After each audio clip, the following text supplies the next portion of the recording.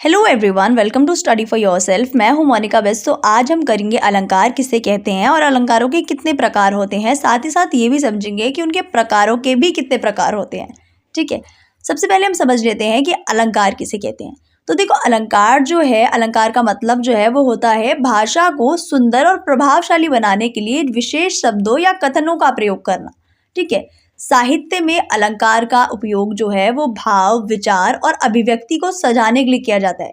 अब इस लाइन को एक एग्जाम्पल के थ्रू समझ लेते हैं। मान के चलो, एक कवि जो है वो कविता लिखता है। अब उस कविता को लिखने के लिए वो कुछ सुंदर शब्दों का प्रयोग करेगा, कुछ ऐसी भाषा का प्रयोग करेगा जिससे वो कविता जो है वो सुनने में, पढ़ने में बहुत ज़्यादा सुंदर लगे। तो जिन वो विशेष शब्दों का प्रयोग कर रहा है ना, वही आपके अलंकार कहलाते हैं। अब इसके बाद हम ये समझ लेते हैं कि अलंकारों के कितने प्रकार होते हैं। तो देखो, अलंकार जो है मुख्य रूप से दो प्रकार के होते हैं, अर्थालंकार और शब्दालंकार। शब्दालंकार का मतलब होता है जो शब्दों के चमत्कार से बनते हैं। अब शब्दों के चमत्कार से बनते हैं, इसका मतलब है आपका कि शब्दों का इस तरीके से इस्तेमाल करना कि वो सुंदर और आकर्षक लगे। जैसे कि किसी कविता में बार बार सेम ध्वनि का इस्तेमाल करना और उसकी लय से भाषा को और भी सुंदर बनाना। अब हम समझते हैं अर्थालंकार को। तो देखो, अर्थालंकार का मतलब है जो शब्द जो है अर्थ और भाव की विशेषता से बनते हैं। अब देखो, अर्थ और भाव की विशेषता का मतलब है कि अर्थालंकार में शब्दों का इस तरीके से इस्तेमाल करना कि उनका जो मीनिंग है, जो उनका अर्थ है, साथ ही साथ उसके अंदर जो इमोशन है, जो उसकी भावना है, दोनों ही बहुत ज्यादा सुंदर और प्रभावशाली लगे पढ़ने में और सुनने में। तो देखो, आपको 10th क्लास के सिलेबस में सिर्फ अर्थालंकार दिया गया है और उसके प्रकार दिए गए हैं, जिसमें उपमा अलंकार, रूपक अलंकार, उत्प्रेक्षा अलंकार, अतिशयोक्ति अलंकार और मानवीयकरण अलंकार शामिल है। तो चलिए एक एक करके अब हर एक अलंकार को और भी अच्छी तरीके से समझ लेते हैं। सबसे पहले हम समझते हैं उपमा अलंकार किसे कहते हैं। तो देखो, जब किसी एक वस्तु या व्यक्ति की तुलना किसी दूसरी वस्तु या व्यक्ति से की जाती है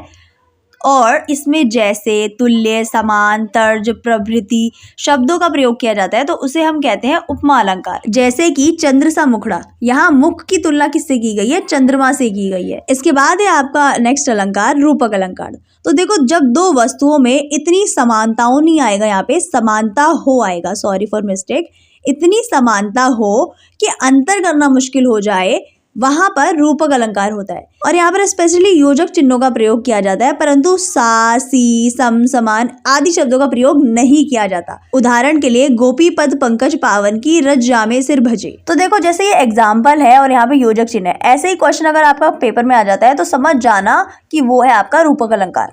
इसके बाद नेक्स्ट अलंकार है आपका उत्प्रेक्षा अलंकार। इस अलंकार में मन, मानो, मनु, जानू, जानहु और जो आदिवाचक शब्दों का प्रयोग किया जाता है। उदाहरण के तौर पर, उनका मुख मानो चंद्र के समान है।